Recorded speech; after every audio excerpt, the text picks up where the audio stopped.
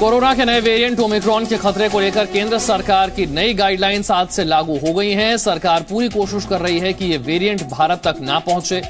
इसके लिए राज्यों को कड़ी निगरानी और जांच में तेजी लाने के निर्देश दिए गए हैं। कोरोना के नए वेरिएंट ओमिक्रॉन पर दोपहर 2 बजे लोकसभा में चर्चा होगी। वहीं दूसरी तरफ हाई रिस्क वाले देशों से महाराष्ट्र आए 6 लोगों में कोरोना की पुष्टि हुई है।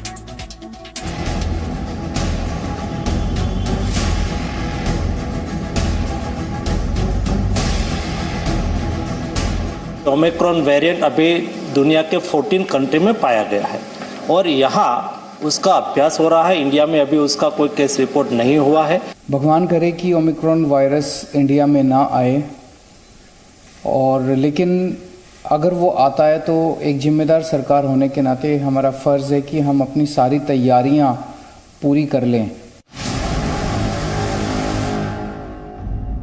कोरोना के नए वेरिएंट ओमिक्रॉन का खतरा भारत पर भी मंडरा रहा है और देश ने इससे निपटने की पूरी तैयारी भी कर ली है।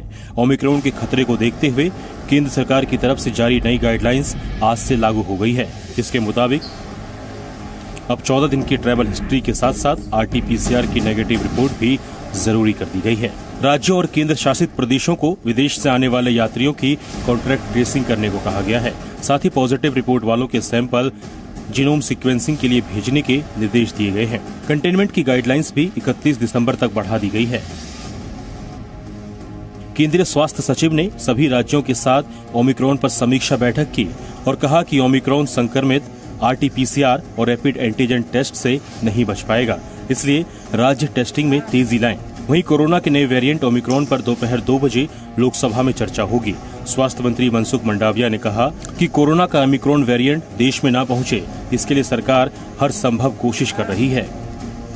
दुनिया में जिस तरह से इस वायरस के संदर्भ में हमें सूचना मिली है, उसको देखते हुए एक एडवाइजरी भी डिक्लेयर की गई है। पोर्ट पर हमने भी देखरेख रखना शुरू कर दिया है। कोई भी ऐसे संदिग्ध केस है तो उसको तुरंत ही चेक करके उसको जीनोमिक सीक्वेंसेस भी करा रहे हैं। महाराष्ट्र में दक्षिण अफ्रीका या हाई रिस्क वाले देशों से आए लोगों में 6 लोगों में कोरोना की पुष्टि हुई है। पिंपरी चिंदवड में 2, मुंबई महानगर पालिका में 1, कल्याण के डोंबिवली में 1, मीरा रोड भायंदर में 1 और पुणे महानगर पालिका में 1 व्यक्ति कोरोना संक्रमित मिला है। दक्षिण अफ्रीका से पिछले 2 हफ्ते में महाराष्ट्र आए लोगों की जानकारी जुटाई जा रही है। नए वेरिएंट ओमिक्रॉन के खतरे के बाद देश में कोरोना की तीसरी लहर की चिंता भी बढ़ने लगी है। IIT के प्रोफेसर मनिंदर अग्रवाल ने ओमिक्रॉन के कारण भारत में कोरोना की तीसरी लहर की आशंका जताई है। बस ये कहना है कि हमें सावधानी बरतने की आवश्यकता है। अभी बहुत ज्यादा घबराने की आवश्यकता नहीं है। वैक्सीन अगर नहीं लगवाई है तो अवश्य लगवाएं, क्योंकि वैक्सीन से सबसे बड़ा फायदा ये होता है कि इन्फेक्शन यदि हो भी गया तो बहुत ज्यादा नहीं होता है। WHO के मुताबिक कोरोना का नया वेरिएंट ओमिक्रॉन दुनिया के 12 से ज्यादा देशों में पांव जमा चुका है। ये वायरस भारत में ना पहुंचे, इसके लिए केंद्र और राज्य सरकार मिलकर साथ काम कर रहे हैं। कई राज्यों में ओमिक्रॉन वेरिएंट को लेकर अलग अलग दिशा निर्देश जारी किए गए हैं। Bureau report, C media. Corona के नए वेरिएंट ओमिक्रॉन के खतरे के बाद राजधानी दिल्ली के एयरपोर्ट पर विशेष सतर्कता बरती जा रही है। दिल्ली सरकार ने एयरपोर्ट के लिए गाइडलाइंस जारी की हैं, जिसके मुताबिक एयरपोर्ट पर हाई रिस्क देशों से आने वालों की जांच की जाएगी। जांच रिपोर्ट नेगेटिव आने पर भी 7 दिन तक क्वारंटीन रहना होगा। उसके बाद 8वें दिन दोबारा टेस्ट कराना होगा। जांच रिपोर्ट पॉजिटिव आने पर सैंपल जीनोम सीक्वेंसिंग के लिए भेजा जाएगा। जांच में आने वाला खर्च यात्री को खुद करना होगा। गैर हाई रिस्क वाले देशों से आने वाले लोगों की रैंडम टेस्टिंग होगी। 5 साल से कम उम्र के बच्चों को टेस्टिंग में छूट मिलेगी।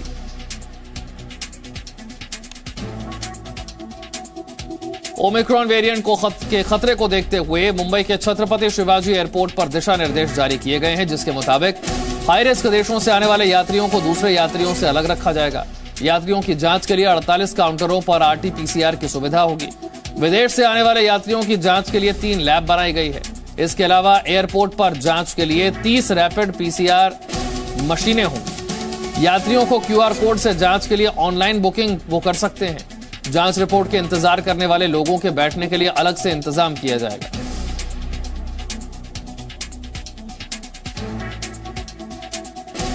Presenting B News app, available on Google Play and App Store. Download it now.